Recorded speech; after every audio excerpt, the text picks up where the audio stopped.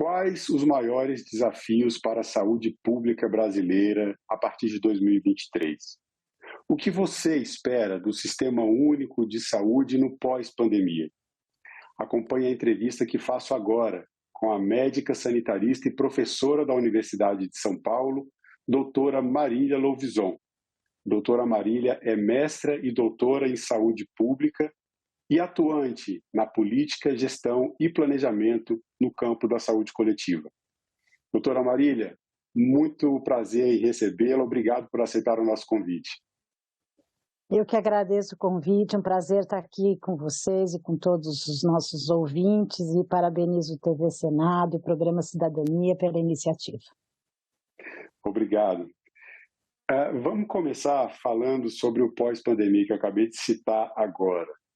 Qual a leitura que a senhora faz do Sistema Único de Saúde, em termos gerais, depois desse período de pandemia? Nós tivemos muitos investimentos emergenciais, aumento no número de leitos, compra de equipamentos. Será que esses investimentos emergenciais deixaram um legado positivo para a saúde pública brasileira? Bom, Marcelo, o SUS é o nosso patrimônio, né? Todo cidadão brasileiro tem um enorme orgulho de viver num país que tem um sistema único de saúde, que é público, é para todos e é financiado pelos nossos impostos. Mas é um sistema em permanente disputa e a pandemia não foi um teste fácil para nenhum sistema de saúde do mundo todo. Eu diria que talvez a gente tenha grandes desafios persistentes e históricos no SUS, que a gente espera continuar resolvendo ao longo do ano que vem, mas muitos deles que precisaram ser paralisados para que enfrentássemos uma pandemia. E não sairemos iguais, né? Então, com certeza, eu jamais chamaria a pandemia de uma oportunidade, porque ela foi uma grande catástrofe mundial, né, e societária. Mas, com certeza, alguns legados ficarão, né? Alguns aprendizados, por exemplo, a própria relação com a sociedade. A sociedade tem hoje, talvez, um vínculo, né? E uma construção com o Sistema Único de Saúde, aquele lugar que eu fui tomar vacina, o sistema de saúde que eu confiei que eu não ia morrer na rua esperando uma vaga de UTI, né? E que aqui no Brasil a gente teria condição de cuidar das pessoas como fizemos. O SUS salvou vidas. Mas, por exemplo, você está tratando de um tema extremamente estratégico, que é o financiamento. Então, tem alguns desafios, né, permanentes que nós vamos ter que enfrentar. A gente tem hoje um teto de gasto, a Emenda Constitucional 95, que limita muito o gasto das políticas sociais e precisa ser revogado. Ele estrangula o Sistema Único de Saúde e inviabiliza. Neste momento, com o fim da pandemia, da emergencialidade, você reduz fortemente os investimentos, os incentivos que você teve pela emergência e você corre o risco de perder, inclusive, este legado. Então, por exemplo, a gente implantou leitos de UTI no Brasil inteiro, alguns provisórios em hospitais de campanha, alguns em hospitais permanentes, e ainda não estamos conseguindo manter os leitos que havia em déficit, né? Não é que assim, abrimos leitos a mais para a pandemia, a gente continua tendo fila para, eventualmente, internar um AVC, um acidente vascular, um derrame numa UTI, como já tínhamos, e agora esse leito existe, então ele precisa ser financiado. Mas, para isso, é preciso os investimentos e recursos do orçamento, é preciso ampliar o gasto em saúde, sim, não é? E temos que enfrentar um pouco do que a gente chama hoje desse orçamento secreto, que são as emendas parlamentares, né? Elas entram mais recentemente na história do SUS aí como um orçamento impositivo, e não é razoável a gente, com a necessidade de recursos que a gente tem um gasto de baixa qualidade que depende, né, de alguém querer fazer algo para o sistema público, alguém precisar pedir para que esse orçamento entre no cotidiano do SUS, o que gera muita insegurança aos gestores, inclusive, de como será esse futuro. Então, com todas as novas demandas, inclusive, né, enfrentar esse desfinanciamento que o SUS sofre é fundamental. Esse é um ponto importante. A gente vai seguir ainda com relação aos efeitos da pandemia. Tem dois pontos. Um, a senhora já deu a pista aqui para a gente. Essas demandas de cirurgias eletivas, de outros tratamentos, que ficaram represadas durante esses 2 anos, tanto pelo medo que muitas pessoas tiveram de dar continuidade, às vezes, a tratamentos, ou então de buscar o Sistema Único de Saúde para diagnosticar problemas de saúde, e também um outro problema que ainda é um desafio para a ciência, mas falamos sobre isso aqui no Cidadania recentemente, a Covid longa, né, chamada Covid persistente. Como está a saúde pública hoje para enfrentar esses desafios que devem surgir, quer dizer, que já estão aí batendo a porta e que podem se ampliar em 2023. Agora, considerando que a gente está saindo, esperando, né, que estejamos saindo da pandemia, a senhora colocou de fato uma catástrofe humanitária, né, que envolveu todo o planeta, mas nós tivemos, no dia 14 de setembro, uma fala do diretor-geral da OMS, dizendo que, olha, já conseguimos ver ali adiante o fim da pandemia. A gente tem como reflexo essas questões que eu coloquei agora, demandas reprimidas e os efeitos da Covid longa, ou chamado de Covid persistente também, que devem gerar demandas para o SUS. Sem dúvida. Desde que a gente fala das primeiras ondas da pandemia, né, da segunda onda, a gente falava das próximas ondas que seriam pós-pandêmicas. E a questão do represamento das condições crônicas é uma preocupação enorme. Quando você olha para a produção do sistema de saúde, das redes de atenção, você vê que muito rapidamente o sistema foi resiliente, né? Ele consegue voltar à sua condição e retornar às consultas, principalmente a atenção primária, mas depois a atenção especializada, com todas as inovações de telemedicina e do que foi se podendo ser feito, e mesmo depois os leitos, né, os leitos cirúrgicos, os leitos clínicos, para dar vazão, para voltar a um momento mais de normalidade. Mas este período de represamento, ele impacta nas filas que já eram grandes, nas filas de especialidades, de procedimentos. Então, um sistema que é universal, que é integral, ele precisa gerenciar suas filas, os seus tempos de espera. A gente não pode naturalizar, né, um tempo de espera excessivo, indigno, para algumas necessidades de tecnologias para fazer diagnóstico, para fazer tratamento. Isso inclui, inclusive, a oncologia, né, o câncer, que a gente sabe que o tempo entre o diagnóstico, entre o tratamento, é fundamental para você melhorar a qualidade de vida e a evolução dessa doença, né? Além de, se você pensar na hipertensão, no diabetes, nas doenças crônicas, elas evoluem se não adequadamente tratadas e acompanhadas, e podem ter desfechos bastante desfavoráveis para todos, né? Para o sistema, para as pessoas, para o trabalho, para a família.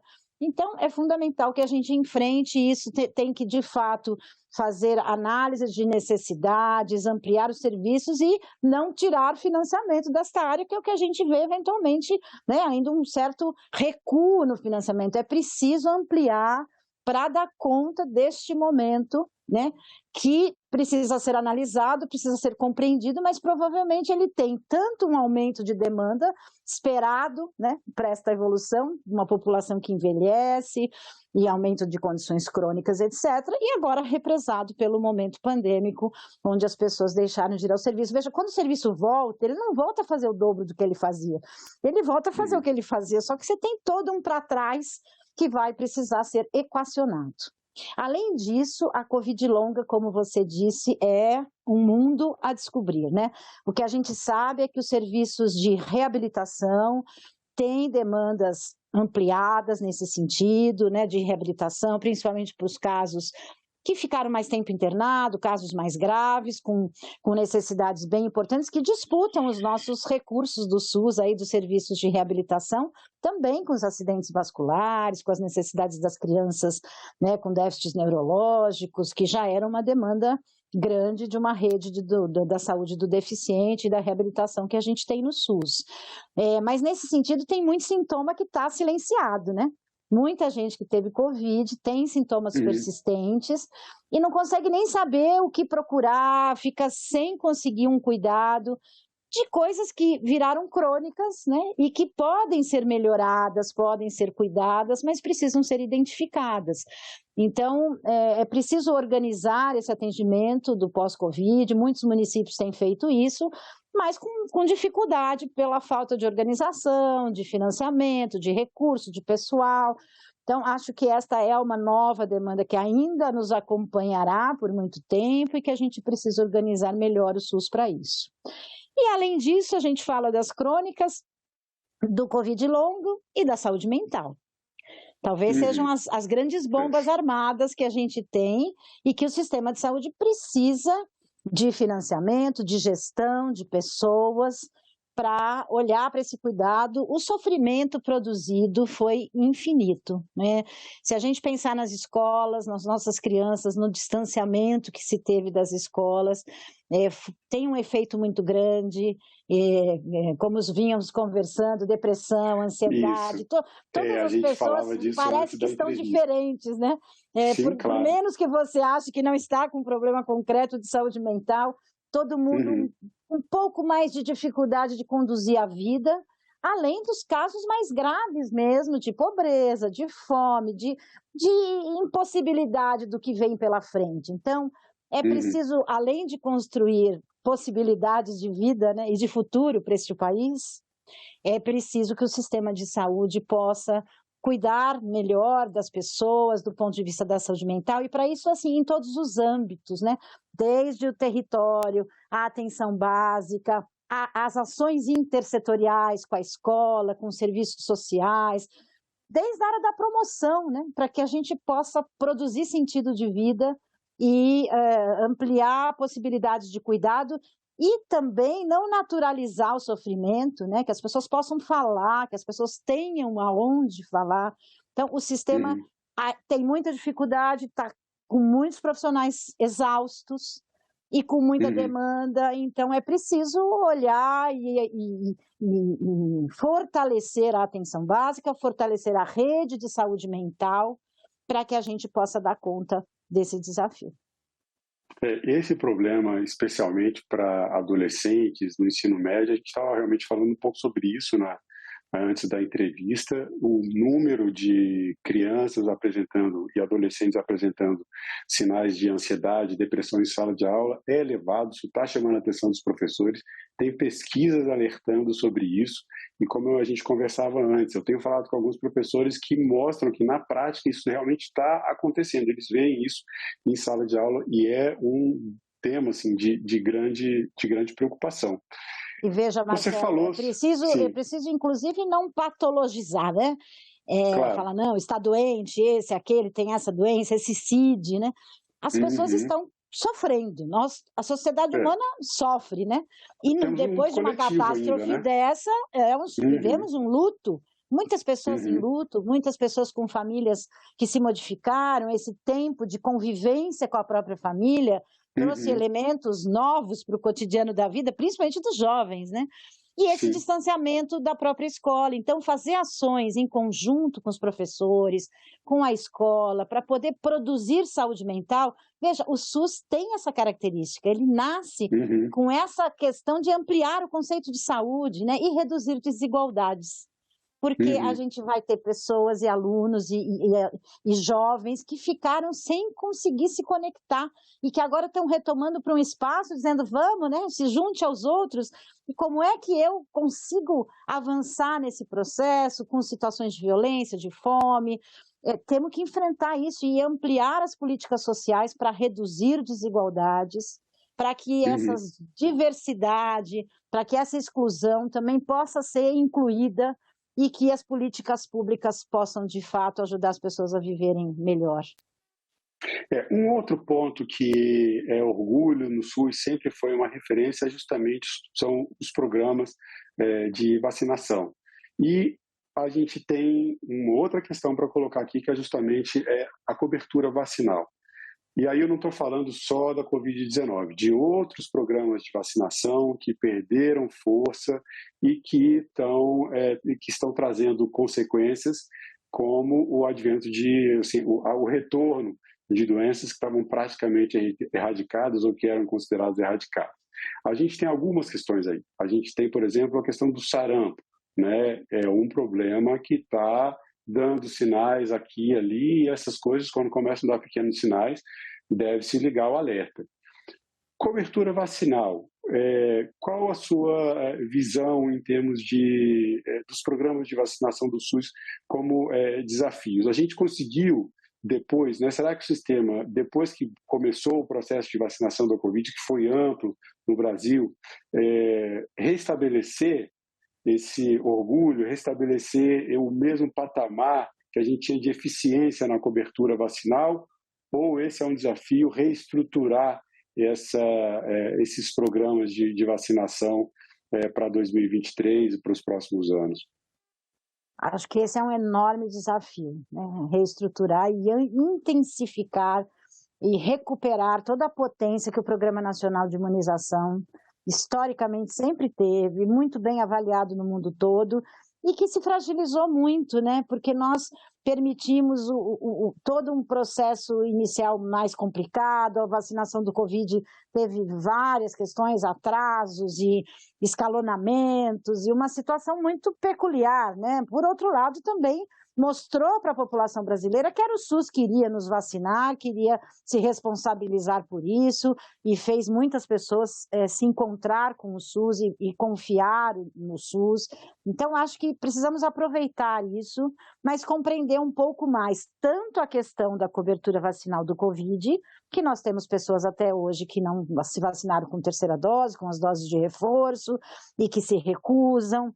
E todo Será o efeito que entra no calendário nacional a vacina da Covid? Passa a fazer parte do calendário anual? Talvez como a de influenza, né? Para algumas populações talvez mais específicas, mas acho que a gente tem um efeito muito grave das fake news, que nós vamos ainda amargar, né, durante muito tempo, que é muito grave. E veja como você, quando era mais novo, com certeza se lembra de campanhas publicitárias intensas, né? Todo mundo sabia que estava tendo campanha de vacinação, Zé Gotinha, etc.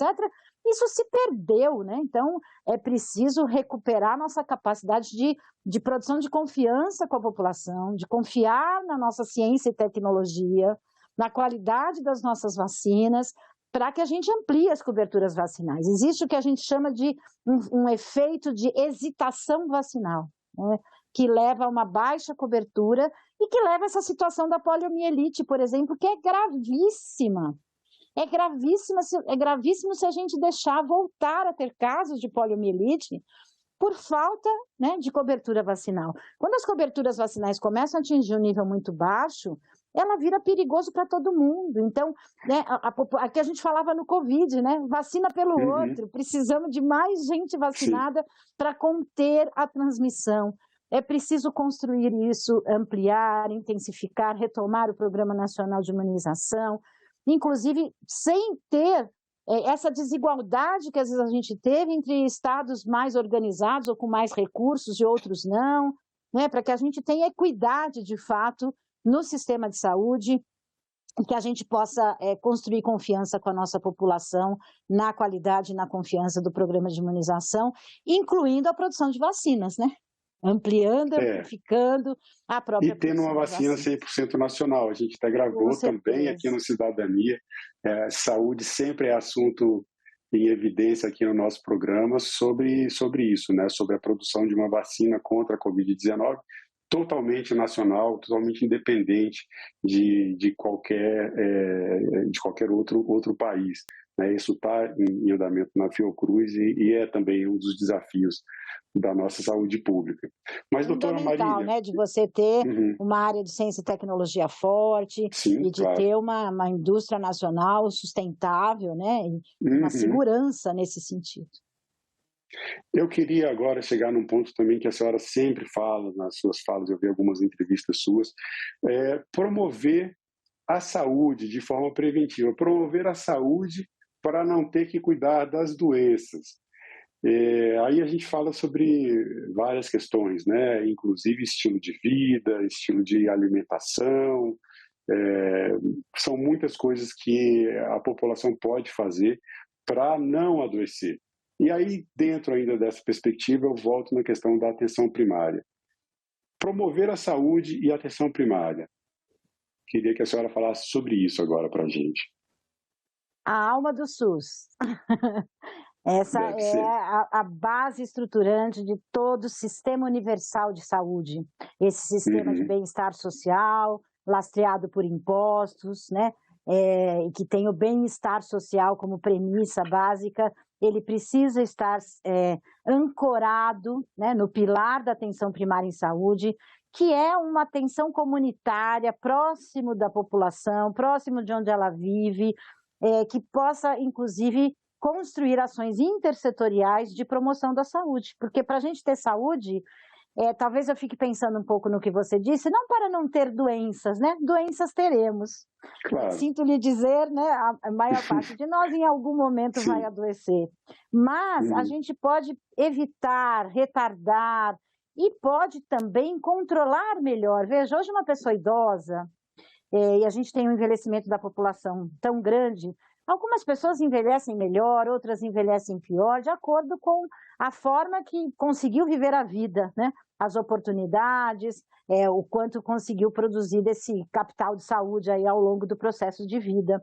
Mas se você pensar uma pessoa idosa que consegue ter uma rede de proteção, que consegue ter conexão, né, com várias ações intersetoriais de esporte, lazer, cultura, apoio social, etc. E, ao mesmo tempo, consegue cuidar bem com medicamentos adequados, diagnóstico precoce da sua hipertensão, do seu diabetes, tomando suas vacinas, pode viver muito bem e melhor, sem ter um derrame, sem ter um infarto, sem ficar dependente.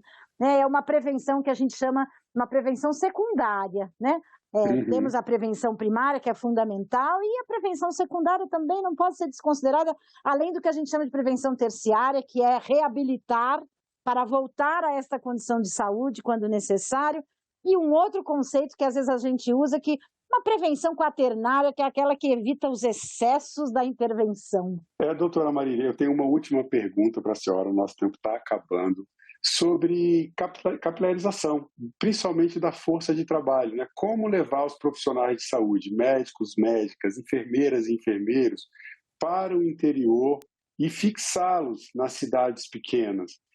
Isso envolve o que a senhora acabou de falar, a atenção primária.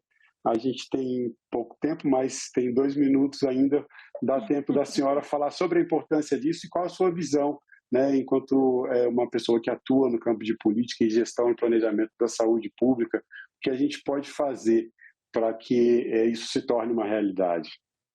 Dos grandes desafios, não poderíamos falar disso, que é desde a questão da fixação de profissionais, mas também as formas de contratação, né, que é preciso, inclusive, uma regulação pública, né, ampliando a contratação pública, tentando identificar possibilidades até de concursos, né, de alguma forma, ou seja, carreiras públicas que mantenham um pouco mais a estabilidade, a qualidade dos nossos profissionais, e, sem dúvida, conseguir fixação nesse Brasil enorme. Veja, o programa Mais Médicos conseguiu, de alguma forma, por várias, né, situações, fixar e trazer profissionais para municípios menores, né, numa outra condição, porque os municípios pequenos têm muita dificuldade de conseguir contratar e pagar um profissional médico e mantê-lo permanentemente. Então, é preciso políticas regionalizadas, estadualizadas. Então, hoje, e aí eu acho que tem um outro desafio que precisa ser dito, que é o da regionalização, que nós estamos falando na questão do consorciamento, né, dos profissionais, particularmente os médicos, mas não só, mas de outras questões, né? Na pandemia ficou muito claro como era importante esse pacto federativo. Acho que esse é um desafio enorme a ser enfrentado. Qual é o papel dos municípios, dos estados, da União, e como é que há uma concertação para que a gente consiga garantir profissionais em todos os municípios brasileiros, para produzir atenção primária e para a organização das redes de atenção, né? Para que a gente possa garantir um cuidado integral nas redes de atenção em todos os territórios. Em algumas regiões, você vai ter profissionais mais especializados, mas isso tem que estar articulado com municípios menores que não os têm, né? E poder construir uma articulação. O SUS, ele é um lugar de concertação, né? E de pactos solidários. E para isso, o que a gente mais precisa, eu acho, nesse momento, é de um governo que garanta a política de Estado, que é o SUS, e que, acima de tudo, acredite e defenda o SUS. Porque, senão, a população brasileira corre risco de perder o seu grande patrimônio, ou, se não perder, de vê-lo, de alguma forma, escapar pelos nossos dedos, às vezes questões muito pequenas, mas que faz toda a diferença na vida das pessoas se não funcionar direito. Doutora Marília Lobison, mais uma vez eu quero agradecê-la pela entrevista, uma grande honra poder falar com a senhora. Obrigado. Muito obrigada, um grande abraço a todos. E eu agradeço também a você que nos assiste na TV Senado. Convido sempre, acompanhe o canal da TV Senado no YouTube, assine e ative as notificações. Acompanhe toda a produção do Legislativo diretamente da fonte. Na TV Senado, democracia é todo dia. Obrigado, até o próximo Cidadania.